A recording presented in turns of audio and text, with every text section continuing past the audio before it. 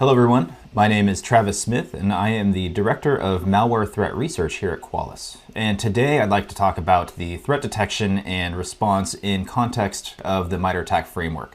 So today I'd like to go over a little bit of a kind of an attack 101, highlight an overview of the attack framework itself, how we're kind of leveraging that data within the Qualys platform itself and the research that's going on around that. Go into a little bit of a quick demo so we can see what that looks like within our products, and then kind of talk to what you can expect to see in the product in the near future. So getting into the attack framework, the way it's structured is there are 12 tactics, and this is the top level row we see in blue right here. So each individual column is its own individual tactic. And what a tactic is it describes really what an attacker is trying to achieve or do on the actual endpoint. So things like maintaining persistence or privilege escalation or credential access, or even going into things like command and control or exfiltration of data, or even going into something like the impact, where an adversary might be trying to actually deploy ransomware on an endpoint. So each one of these individual tactics has a set of different techniques. So if I zoom in here into the top left, you can kind of get a little bit cleaner view of what is happening. So we can look at something like scheduled task up here on the top left, which is mapped across 3 different tactics. So what that means is that an adversary might try to leverage scheduled task for either just general execution. They might be leveraging it for persistence. So the scheduled job executes their malware every single day to make sure that they have their command and control systems up. Or even just privilege escalation, where they're trying to then escalate their privileges to a higher level to achieve other objectives within the environment. So what these individual techniques really do and describe is really how they're trying to achieve these different tactics. So an attacker, in order to achieve persistence, they would then abuse a scheduled task or one of these other techniques that we see here. And then we can kind of notice some of these individual cells, these individual techniques, they have these 3 little lines here. Some of these techniques are then broken down into further sub-techniques to really describe in a little bit more detail and provide a little bit more information of how an attacker might abuse these techniques in a little bit of different ways.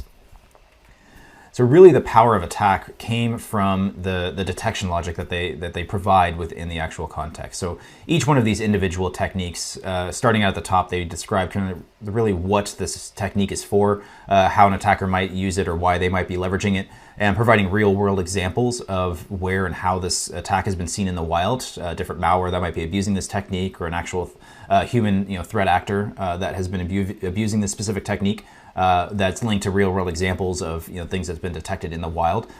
So it's not just theoretical research coming out of places like Black Hat or DEF CON. This is actual real-world attacks and scenarios that we've been seeing across customers worldwide. And what happens here is really we have the data sources, and that's the key component of the attack framework itself on the individual technique level, where we have 58 different data sources that's been defined across the attack matrix. So these data sources are defining what you want to be collecting in order to detect the abuse of this specific technique. So there's things like files, processes, registry keys, network data, Windows audit logs, these types of things. Here's what you actually need to be collecting to detect the abuse. And each individual technique then defines what you need to be collecting, but also provides some level of prescriptive guidance of context around that. So which specific files you need to be looking at, or which specific registry keys, or which Windows event log IDs. All this data is then provided in each technique level, so then we can then take that into a security product and increase our security coverage. And that's really how and why attack has become so popular over the past 4 or 5 years. One of the more less leveraged components of the attack framework itself is the mitigation aspect. So in addition to how you would actually detect this, they provide some information and structured data around how you would mitigate the abuse of this specific technique. And mitigation is either completely removing the ability for the attacker to do it, or it could be that it makes it more difficult, or it just provides more context around detection. So things like audit, where you might want to enable specific audit logs, and how you would enable those audit logs to enable those data sources that I talked about in the previous slide. Or actually prescriptive guidance around which group policy objects to enable or disable when you look at something maybe like user account control and how an attacker might try to bypass user account controls within the environment. So there's a lot of different data here of how you'd actually mitigate it, because that's going to be much more important for a security organization to prevent an attack before it happens, right? If we look at the adaptive security architecture, right, we want to predict and prevent before you start looking at detecting and responding. So that's really some of the power that we have here from the attack framework in that mitigation guidance. So here at Qualys, we have our Qualys Research Labs, and this is the team that's been doing security research for years here at Qualys. Doing things like looking at the trends that are going on in the environment. So what's happening in the threat landscape? What are threat actors doing? What pieces of malware are they leveraging, right? Is Emotet or TrickBot, or what are these other ones that are going out there? And then we can take that piece of malware internally here and really dissect it and reverse engineer it and pull out the key components of what that malware essentially is trying to do, either at a low level of either breaking into the system and actually exploiting itself, or increasing their privileges or laterally moving. What are these techniques that they're doing? And we could take all that data together and then provide that as detection capabilities within our Qualys platform itself. And a lot of this data comes from either just looking at the shelf ransomware that's out there, or even just publishing original research that they're doing to our blogs, or speaking to it at industry conferences like Black Hat or DEF CON. But one of the great things that's coming up is that we're going to be publishing some of this data internally only for Qualys customers in the platform, and I'll get into what that looks like here in just a minute. So how we're going to then be bringing in the attack-specific data here at Qualys is taking a look at what essentially those data sources that I was talking to. So those 58 different data sources that we have, we can take in that data and then map it across our different modules that we have at Qualys. So looking at things like files and how that would map into file integrity monitoring. So when file integrity monitoring is detecting a change to a specific file, what is that potentially evidence of an attacker abusing a specific technique? Or looking at things like logs from the security analytics, where we can look at things like Windows logs or even network logs to then provide that context around what an attacker might be trying to achieve, or just the typical use case of an endpoint detection and response tool of looking at process data and process command line parameters, and then mapping that into the product there to enrich those events to provide the context around the behaviors that the attacker is doing. So what this allows us to do is then raise the detection level if we look at something like the pyramid of pain, less from just looking at the tools that an attacker is doing, and going up to detecting the adversary's tactics, techniques, and procedures, right? In addition to those individual tools that they're leveraging. It's very easy for an attacker to change their tooling, right? Change, even just the malware hash they're changing, or the command and control IP addresses and domain names that they're leveraging. Very difficult for them to change their tactics and techniques and their procedures that they're going through, because that's really ingrained in their psyche of how they learn how to break into a thing, how they learn to essentially hack in their total workflow. Right, so if you're able to detect that high level of what the attacker is essentially trying to do, it's going to make it much more difficult for them not only to get in, but also achieve their objectives if they do find a way to get into the environment. So in addition to that, we also have the mitigation aspect, and that's the novel approach here at Qualys, is that we're not only looking at the detection aspect, but we're taking that entire security architecture in both the prevention and the prediction model, and then providing context around that and giving you actionable information around that as well. So while detection is important, preventing attacks before they begin is, that's really key. You want to predict and prevent the attacker right before you move on to the detection. So what we've done here at Qualys is we've taken inspiration from a lot of the different policy test compliance that we have in our product already today. So things like the malware and ransomware prevention and policy that we have that looks at specifically blocking those types of that software, right? We've taken that, looked at things like CIS and DISA, so the industry best practices of how you would actually go through and harden a machine just for everyday security that you want to look at, not only for malware and ransomware, but just in general. As well as a more kind of high-level concept of the CIS top 20 controls of what that would look like, mapped into the attack framework. And all these things kind of blend together into a graph where we can then look at what policy compliance tests need to be provided to on an endpoint to actually prevent the abuse of specific techniques, right? So which policy test would then describe to bypassing user account control, what group policy tests do we need to have enabled on the machine to prevent that from happening. And that's all going to be bundled up into a individual attack policy that can then be deployed on the actual endpoints. So what this looks like in practice, and this is really the differentiator for the way Qualys is leveraging attack, is we're looking at the entire security architecture. So we can start here at the top where we have a threat actor. And a threat actor is going to be targeting your environment, might be leveraging maybe specific attack techniques. right? And by leveraging those specific attack techniques, looking at the slide before, we can then map those into knowing which controls would need to be in place to prevent that from happening. So maybe they're trying, a couple of individual techniques, and then, they prevented another one. So if we detect the abuse, then we can then link that back into, say, okay, if you want to prevent this abuse on this machine going forward, here's the test that you would then want to enable on the machine to prevent that going forward in the future. Alternatively, an attacker could be deploying malware to the endpoint, right? Any number of malware such as Emotet or TrickBot or Ryuk, any one of these things. And these are all linked to various CVEs or vulnerabilities that it would essentially try to leverage. Either it could be leveraging for execution or increase their permissions or laterally move across the environment. There's various different ways that a malware would leverage a vulnerability. And all these different vulnerabilities then are also linked into individual patches that you'd want to deploy. So which hotfixes from Microsoft you might want to push that a specific piece of malware is leveraging to achieve their objectives.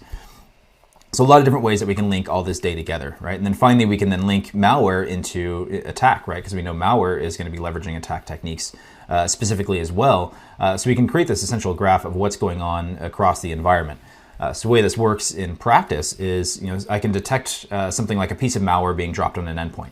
And we know that malware will attempt to abuse a set number of techniques because we've either seen that in previously what that's been doing, or we're able to take it back and reverse engineer it and run it through some scenarios and sandboxes and see that's what's going on as well.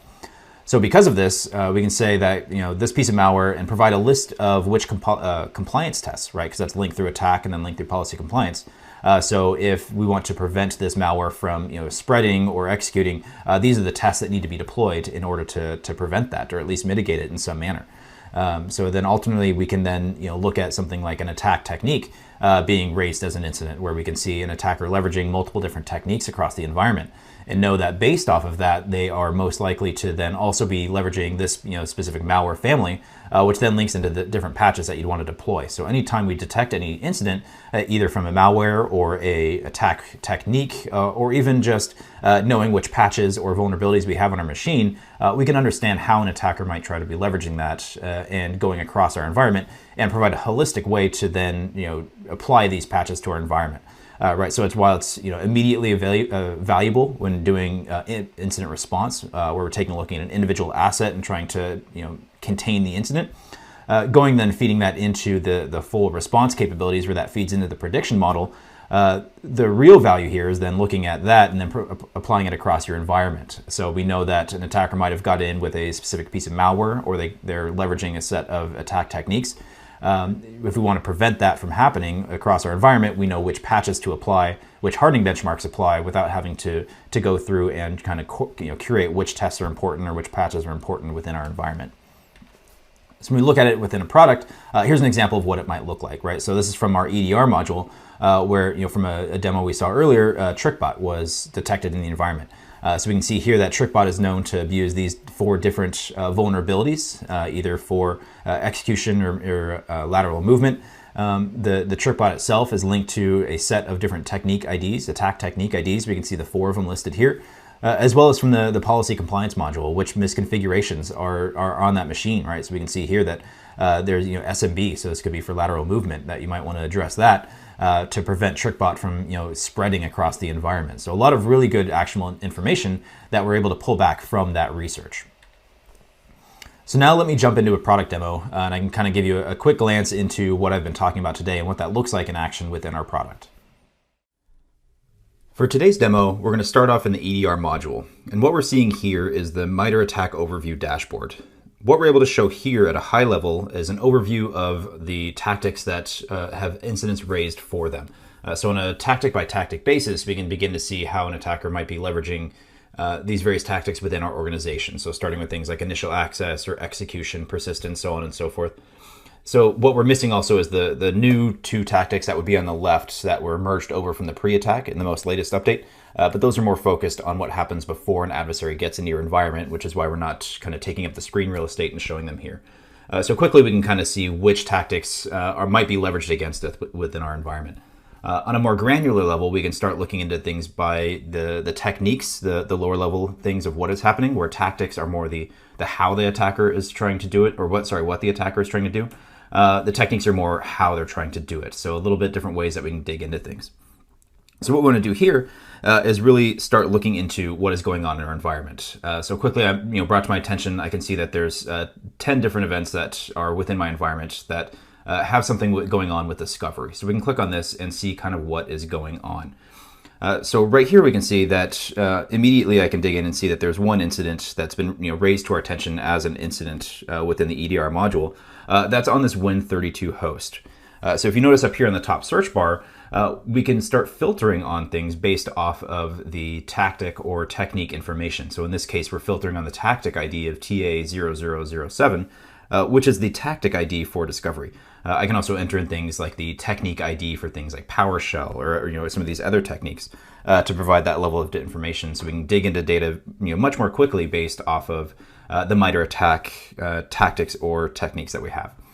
So right away, let's just go ahead and dig into this event and see what's going on. So we can click into here and right away be given a little bit of information about what's going on. So we have this attack summary, so similar to the malware summary that we were providing in some of the earlier demos today that you saw.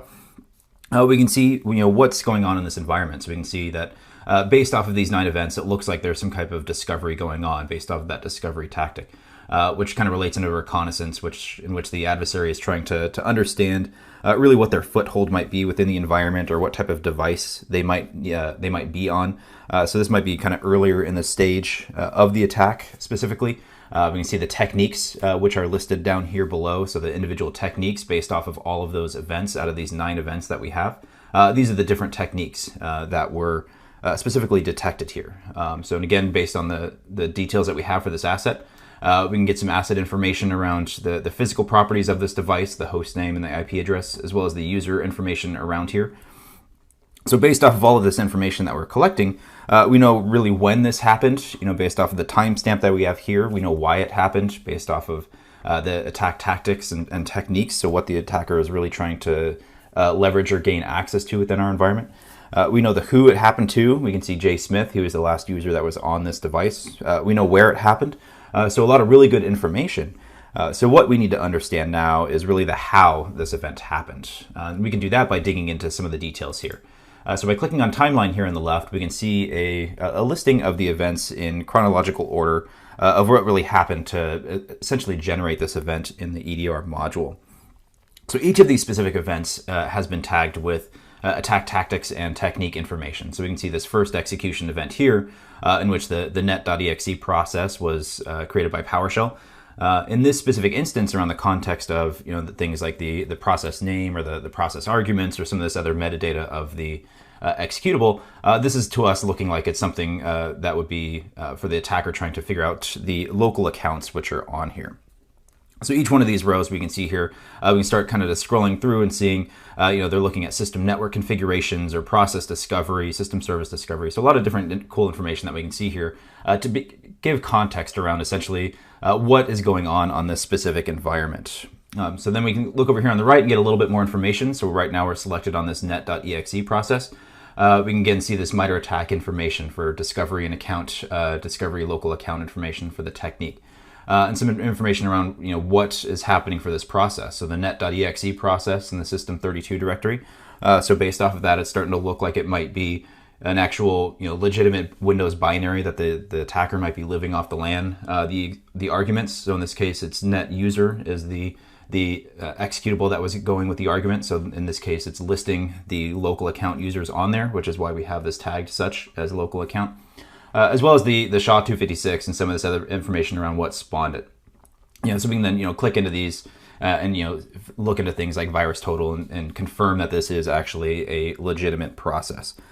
So a lot of good information here, but what we want to do is investigate this incident before we start digging into some of these other things. And we can do that by kind of getting a more visual representation by clicking on the process tree over here. So by clicking on the process tree, it's essentially showing the same listing of these 9 events which we have here with a little bit extra information based off of the parents and the trees that those spawn. So similar to the timeline, we can see the same information here. So right now we're selected on that first net.exe.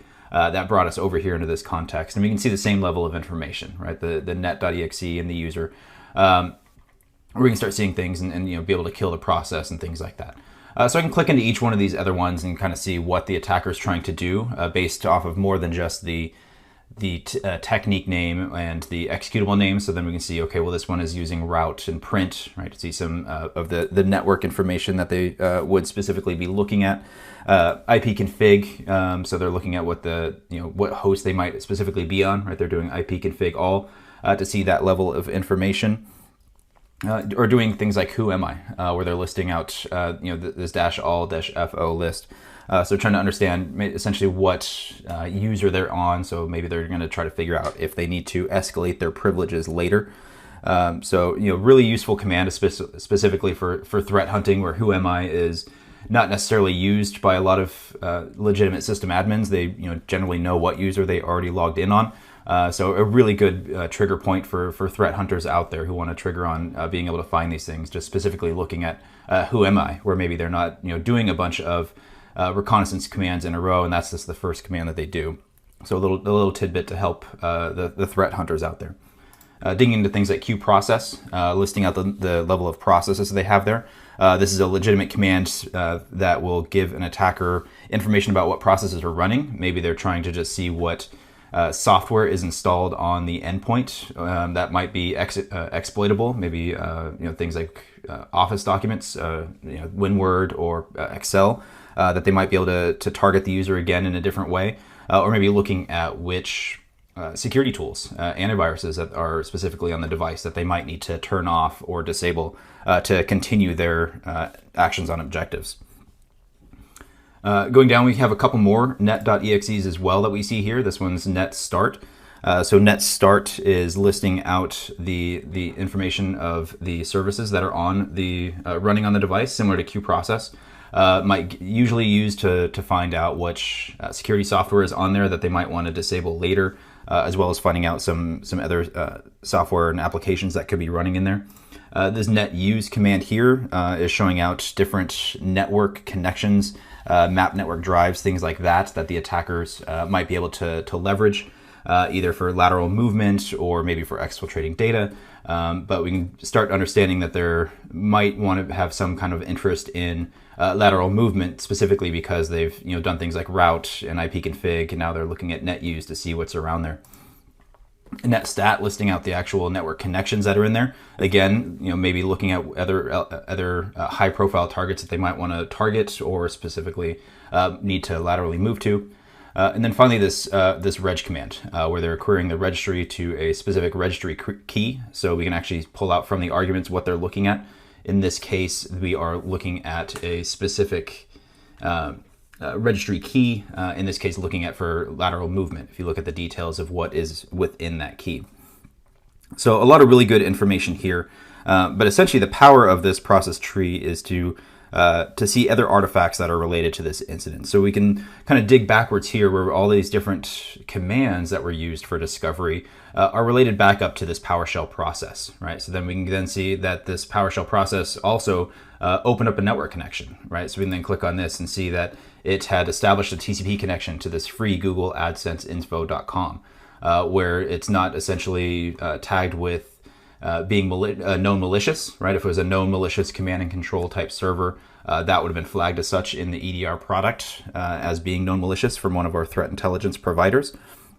This is very suspicious just looking at this, that PowerShell, spawns all of these processes and has this open connection to an unknown process on port 80. So we can assume here that this is potentially used for something like command and control, or potentially exfiltrate data, but we haven't seen any evidence yet of data being accessed and specifically large amounts of data being staged and sent up to this free Google AdSense info. So starting to understand the context of really what's going on here. So an important aspect of being able to respond to any event is using something as a pivot point. So in this case, we're using these commands here, or as I mentioned, maybe if you're just spawning off of who am I, using that as the pivot point to then go forwards or backwards. You want to see essentially what else this specific executable might have done. So if we're spawning off of PowerShell, what else the PowerShell would have done, but also being able to pivot backwards or upwards to see where this activity came from, how it got onto the box. So the next step would be to continue up the tree. So we can see here, if we continue up the tree, we have this wscript.exe. And this wscript.exe was launching a, if we see here in the arguments, it's launching a document or something from the downloads folder, this launcher.vbs. So based off of this information, I can start to understand that maybe this was a drive-by download, or that the user J. Smith had accidentally downloaded something that they thought was an installer, something that was masquerading as legitimate software.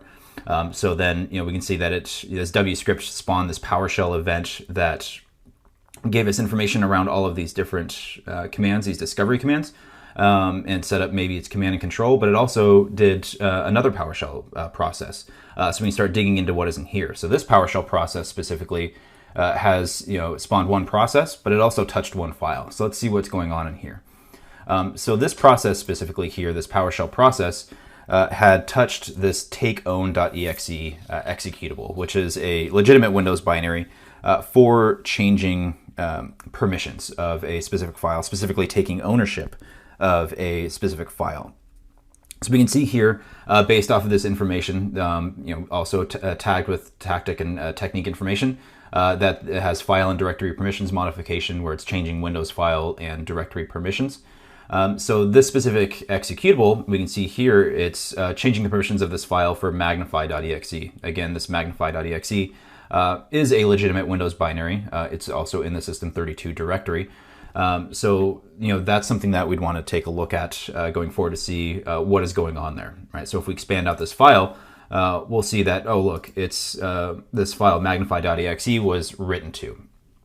So information that we have here, this magnify.exe, this is a legitimate Windows binary to provide magnification for accessibility features within the environment for the user.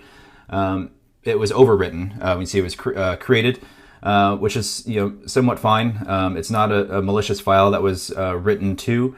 But the interesting thing here is that as we see some more file information, we can see the product and the company. If you right click on the file and see the properties of a file, the description here is something that would be interesting for me as an incident responder. As a magnify.exe process, I wouldn't expect this to say description of Windows command processor. That's something that you would see on something like cmd.exe. So I'm going to kind of tuck that away, and I'm going to use that as something I want to take a look at later as I go and finish out my complete investigation. But for now, I just want to immediately respond to this specific event, right? So I can go to something like the top level process that we have here, this wscript process. We can do this for any of these other ones as well if they're still running processes, and give immediate actions to what's going on here. So I'm going to go ahead and kill this process. So I can go ahead and kill this process, this wscript.exe, which was launched by Explorer. I allow you to provide other actions here as well. So if this was a piece of malware, I might want to quarantine that file or delete that specific file. In this instance, this is a legitimate Windows binary. So I don't want to quarantine or delete a legitimate Windows binary because that's going to potentially cause unwanted or unknown behaviors down the road. So I'm just going to go ahead and kill this process, and we'll go from there. So now this process has been killed, and we can continue to respond to this event. So if you remember from some of the earlier conversations in the videos today, there was the adaptive security architecture where we have predict, prevent, and detect and respond. So in this case, we've detected and we've responded to this specific event. But to then complete that loop, we need to take this response and then send that back up to the prediction and the prevention models. So in the behavior detection here, we can give some context around what is really causing this event to happen. So in this case, we have all of the MITRE attack technique IDs that were rolled up from this event. So we have 9 events. However, there were only 7 unique technique IDs. So if I was mapping this into something like an attack navigator, these could be then applied into that layer for the specific event if you're doing something like that. But based off of all of that research, as I mentioned a few minutes ago in the PowerPoint, if you're looking at the research that the Qualys Research Labs is doing, we're tying together all these things from attack techniques to malware to how we're able to detect events into the response actions and the prediction actions of vulnerability management, which CVEs these things are attached to, or which policy compliance hardening steps you'd want to do. So based off of that information, we're taking these technique IDs that we have here and then mapping them into those things. So we can see here there's 3 different policy tests from the policy compliance module, which are failing on this specific asset that would help here. So we can see there's 2 different technique IDs, so 1033 and 1087. So 1087 here of account discovery local account, and 1033 of system owner user discovery. So I have 3 different tests that are failing here that could potentially help mitigate this in the future, or at least reduce my exposure to what the attacker might be able to find. So in this case, listing of users would require essentially administrator privileges on the device. So they'd have to go through and do other steps before they can get here, potentially allowing me to catch them earlier or allowing me to stop them with some of our other technologies. So I can click on this remediate button now and take it into the policy compliance module to then switch these from a fail to a pass. But the value of this whole ecosystem is that not only can I do this on this individual asset, I can then say that I've seen evidence that somebody's abusing this in my environment here on this specific host, and then I can push these remediations for these misconfigurations out to all of my assets to make sure that this never happens on anywhere else in my environment. So it's feeding that whole prediction prevention model for your entire ecosystem. So that's good. So we've done this. So now what we want to do is then go back and then hunt for that thing. So we saw on the process tree that we had evidence of magnify.exe being written to, and we want to then take a look at that and see specifically what's going on with that. So we'll go back here to this instance page where we saw our incident here. But instead of responding to an incident, I'm going to want to go through some threat hunting capabilities. So in here, what I'm going to want to do is I want to look for a specific event. So I'm going to paste in some data here. So what I have is essentially I want to look for magnify.exe, where I have process name.magnify.exe specifically for a type process, because we know that we've seen that in the environment before being written to, and I just want to filter it to see, do I have any evidence of magnify.exe in my environment being executed? So I go ahead and search for that information here. I can see that there's one event here where magnify.exe was started by the utilman.exe process. In this case, it's been flagged as potentially suspicious. And it is on that host, this Win32 host that we've been looking at all day today. So if we dig into this event here, we can see what's going on. So instead of 9 events that were causing this to happen, it's been caused by just a single individual event. We can again see the timestamp information, see somewhere around here. So based off of the event here, how it was tagged with this specific technique of accessibility features. We know that is related to a tactic of persistence. So we can say that an attacker is essentially trying to gain persistence in our environment, and might be trying to keep their foothold in our environment, which is an important aspect. So if we would have just gone through and killed the malware from that that process tree standpoint, if we wouldn't have done this full set of investigations, then that malware, those behaviors that are found from the attack framework are going to be found again and again and again, and we're going to be playing a game of whack-a-mole trying to figure out essentially why it's going on. So that's why it's important to go through and do this full level of investigation. So we're going to see here we have one event. Let's just dig into the process tree quickly. So if it's one event, I'm not necessarily going to want to look at the timeline. But we can see here that we have this magnify.exe, and it's suspicious here for a couple of different reasons. Mainly because it was magnify.exe is enriched with this accessibility features here, but also is that as we saw earlier, it was an executable that doesn't look like magnify.exe that is being executed as magnify.exe. As well as exhibiting some other suspicious behaviors, right? So a magnify.exe, it should be launched by utilman. That's expected behavior. So if we're doing that investigation of going forwards and backwards, as we go backwards and we're going up the tree, this looks legitimate and it's okay. However, as we go to the right of all of this, we wouldn't expect Magnify to launch something like ping, right? That's completely abnormal behavior. As we can see here in this specific case, that not only did the attacker execute their persistence command again to get this magnify. So even though we've killed them, they have already executed this later. But they've launched ping, which has gone into this free google.dns, right? So if I dig onto this event, I can see that we have that they executed ping with the argument of free Google AdSense info. So essentially, this is looking to me that this could be something like a keep alive or a heartbeat that the adversary would be using to ensure that they still have access within our environment. So what I want to do is then I'll just drag back into this magnify process, and essentially I'd want to go through and do the same steps here as I want to kill this process. And again, this is a legitimate Windows binary, at least it's where its location should be. So, in this case, maybe I would want to delete the file, but I also would then want to go back and then find that legitimate magnify.exe and then put it back into place on this specific asset. So if that user ever did legitimately want to use that magnify tool, that they would be allowed to do it and it wouldn't pop up like a command prompt option for them or give them an error that magnify.exe executable was missing from the environment. So I'll execute that response, and this process is now killed. So in this attack instance that we went through today, the attacker used legitimate Windows binaries to achieve their goals, also known as living off the LAN. There was no malware that was placed on the endpoint, which would have been triggered by a traditional antivirus tool or a threat intelligence provider, as well as the C2 server here, this free Google AdSense info that we saw. This was potentially custom built to for this specific organization, so it wasn't known malicious by a third-party network reputation provider.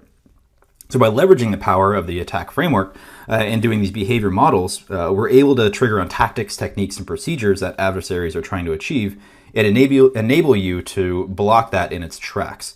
So while the power of the Qualys Research Labs is linking attack and malware, vulnerabilities, and misconfigurations together, you can feed all that information into the prediction and prevention models and prevent these attacks from occurring not only on the single endpoint, but across the entire organization. And that's what makes me really excited about this Qualys platform. Okay, I hope you like the demo, and I'm really excited about the attack within the Qualys platform because it's going to unlock a lot of capabilities for security organizations. So going forward, here's what you can expect to see from the Qualys platform in the near term. First, we're going to go in and continue enriching these events in FIM and EDR with the attack techniques wherever possible. So we can then start releasing these context around what is happening and make it a little bit easier for things like incident response, as well as releasing the hardening policies in policy compliance. So we can then proactively mitigate a lot of these threats in our environment with the context and the mindset around how our attackers leveraging these various techniques. Going forward, then we're going to be able to provide some behavior models around these attack techniques themselves. So instead of just enriching events and being able to search for them, we can then say, okay, well, based off of that, these ones are things that you need to look at. So instead of looking at the needle in the stack of needles, we're providing you the actual needle that you need to go look at, which makes it much more quicker when we're going through the incident response to know what is important to look at. And then finally, we're going to be able to provide automated responses to a lot of these attack detections. So we've covered a lot of the different responses we can immediately take today. So things like killing a file or quarantining a file or even quarantining a host. But things like deploying patches or fixing vulnerabilities or even fixing misconfigurations that are on a machine, being able to allow you to unlock that to automate a lot of that process. So when you have your security analysts in the environment going through and responding to events, they aren't going through all those tedious tasks one by one again. So anything that is automatable, repeatable, those tedious tasks that your analysts are doing, a lot of that data is going to be automatable to free up their time to do the important work that's important for your organization. So I hope you're excited about leveraging attack as much as I am. I really love the attack framework and the possibilities that it can unlock. If you have any further questions, feel free to reach out. Don't hesitate. I'd love to talk about this all day long. So thank you again for joining my session and learning about how attack is being leveraged here at Qualys.